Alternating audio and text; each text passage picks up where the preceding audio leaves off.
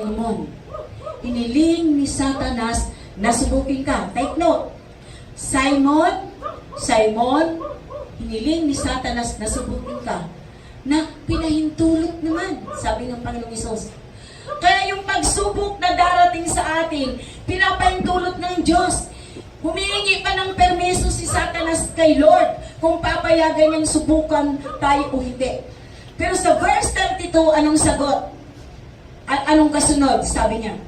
Pero, sabi niya kay Simon, sabi niya, si Simon po ay si Pedro. Sabi niya gano'n, Simon, pero ipinananalangin ko na huwag mawala ang inyong pananampalataya. Amen? Jesus Christ prayed for us na yung faith natin ay huwag mawala. Ang pagkatapos ang kasunod. At pagkatapos, magpalakas ka. At kapag ikaw ay malakas na, pumunta ka sa iyong mga kapatiran. At ikaw naman ang magpapalakas. Ang ibig sabihin po, mga kapatid ko, yung bagay na hindi mo nararanasan, hindi mo pwedeng ibahagi sa iba na hindi mo nararanasan. Na dito lang pumasok sa isip lang, without experience. Bakit ang mga apostol effective? Kasi naranasan nila yung trial, persecuted, yung pagbato, yung paghampas sa kanilang katawan. Naranasan nila ang sakit. Kapag naranasan mo yan, at ikaw ay nakaligtas, yun ang ipatutotoo mo. Sabi niya, balikan mo ang iyong mga kapatiran at palakasin naman. May lumapit sa iyong kapatid. Hallelujah. May pagsubok. Yung pagsubok na yung naranasan mo. Sasabihin mo, kapatid, naranasan ko yan eh. Matindi pa nga dyan eh. Ganito lang ang gawin natin. Sabi mo yung verse. Sabi ng Panginoon, Simon, Simon. Hallelujah. Sabi niya, hiniling ni Satanas na subukin ka. Kapatid, hiniling na taning na subukin ka. Pero, ang sabi ni Jesus sa 32 at 33, sabi niya ganon. Pero, ipinananalangin ko na huwag mawala ang iyong pananampalataya. Di ba maganda? Pinagpipray pala tayo ni Lord. Hallelujah. Ano mang pagsubok na dumating, nagpipray si Lord. Hallelujah. Dahil siya ang may hawak ng buhay natin. Siya, ang lakas natin ay galing sa Kanya. Ang ating hininga ay mayroon sa atin. At hindi kailanman ang faith ko kasi, Lord, walang mga mananampalataya na mamamatay sa karumaldumal sa ngayon. Dahil yung dinanas ng apostol, hallelujah, ay iba na sa ngayon. Maliban na ang tao, hallelujah, ay wala talagang relasyon sa Panginoon, talagang karumaldumal ang mangyayari sa kanya. Or else, pinapaalalahanan ka na tumigil ka na sa iyong ginagawa, hindi ka tumitigil. Mamamatay po tayo ng ang kaaway ang may gawa. Praise God. Sabi po sa Philippians 4:13, sabi po dito, hallelujah. Ito na po yung ginagamit ko kasi po yung mata ko hindi na po talaga masyadong sa maliliit po ang Philippians.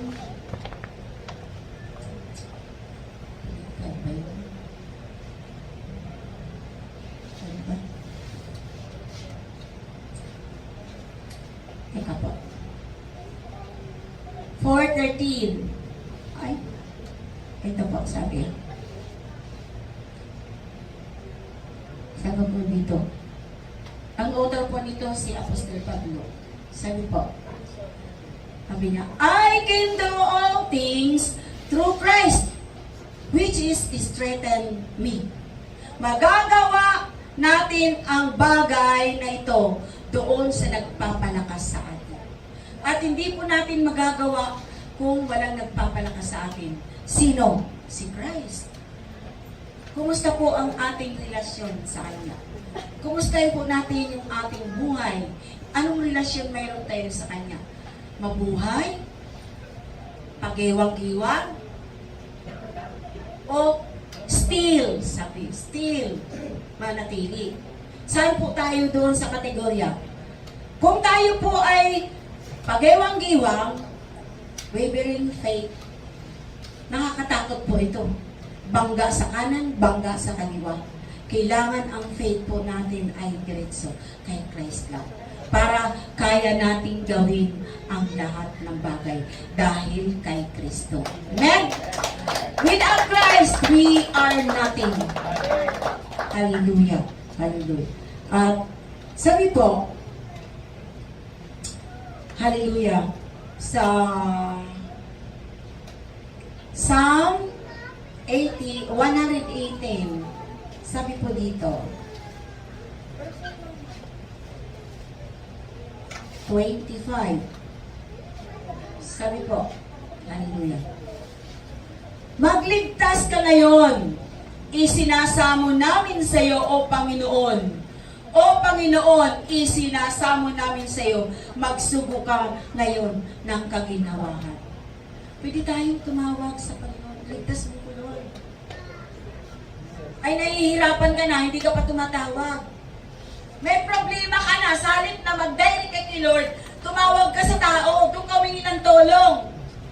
Kapag sa tao po tayo nagdiretso, naghingi ng tulong, tutulungan ka, yes. Pero ang resulta po nito, problema. Pero kung kay Lord, hintayin mo yung instruction niya, na, ganito ang gawin mo. Sino naniniwala na nagbibigay ng instruction ng Lord? Amen. Hallelujah. Diba? Kapag tao ang sinunod natin, palpak. Diba? Nasasaktan tayo. Problema ang bigay. Kaya sabi ni Lord, sabi sa banal na kasulatan, huwag kang magtiwala sa tao. Nung ako'y bago-bago sa Panginoon, halos ilang buwan, 1 year yata, na hindi ko maano yung huwag magtiwala sa tao. Sabi ko, kung huwag magtiwala sa tao, even sa kasabahay ko, kung magtiwala. Naging question ko yan sa kanya. Na nang tumagal, saka ko lang po years ang dumaan bago ko naunawaan yung sabi, huwag kang magtiwala sa tao. Kahit sa asawa mo, bago ka magtiwala, sa Diyos na muna. Amen? Amen. Hallelujah. Sa Diyos tayo humingi ng tulong. Sa Diyos tayo humingi ng instruksyon. Sa Diyos tayo humingi ng gabay. Kasi kapag ang Diyos ang gumabay sa atin, hallelujah, hallelujah, hindi tayo bibigyan ng ikasasama natin. Hallelujah. Kasi sa tao, tutulungan ka, pero hindi ka nagsangguni sa kanya, problema pala yung kalalagyan natin. Ang nais lang ng Diyos, na sabi huwag magtiwala sa tao, ang ibig sabihin po yan, kahit kasambahay natin, una muna sa Kanya. Sa Kanya muna tayo sasangguni. Sa Kanya tayo mag-pray, maghihingi kung ano ang dapat nating gawin. Amen? Hallelujah. Hallelujah. So, Proverb 3:6. Ano po ang sabi? Proverb. Hallelujah.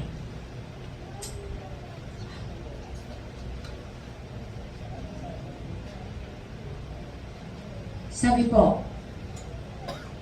in all thy ways, acknowledge Him, and He shall direct thy paths. Kilalanin mo siya sa lahat ng iyong mga lakad. Kilalanin. In other words, alamin. Alamin natin. Yung bang ating ginagawa na mga decision making, tumpak na ayon sa decision ng Lord para sa atin.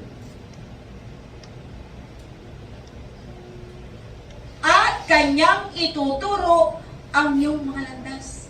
Kapag kinilala natin ang lahat at kapag kilalanin mo siya sa lahat ng iyong mga lakad, kanyang ituturo ang inyong mga landas. Ibig sabihin, magbibigay siya, anak, dito ka dumaan. Ito yung gawin mo. Hallelujah, doon ka pumunta. Hallelujah. Sino po nakaranas ng audible voice of Holy Spirit, nagbigay instruction? Naranasan niyo po? Amen. Di po ba, nung magtataka ka nila, wala naman sa isip mo, gising, punta mo si ano, ganito. Sabi ko, hindi ko alam yun eh. Basta, sakay ka ng bus. Sakay na ng mister ng bus. Sabi ko, Lord, saan kami pupunta? Eh, bago lang po ako sa kanila, kababalikan lang namin. Hindi ko pa alam yung mga lugar-lugar na. Basta, sumakay kayo ng bus. Nung nakasakay na kami, paya ako, Lord, saan kami pupunta? Pagdating nun sa may tabing dagat, baba ka dyan. Sabi ko, wala namang bahay dito. Lakad. Lakad. Pagdating sa unahan, may nakita kaming kubo. Ano ang pinapunta ni Lord? Yung may sakit na kubo na yun po. Nagpatao po ako, sabi ko,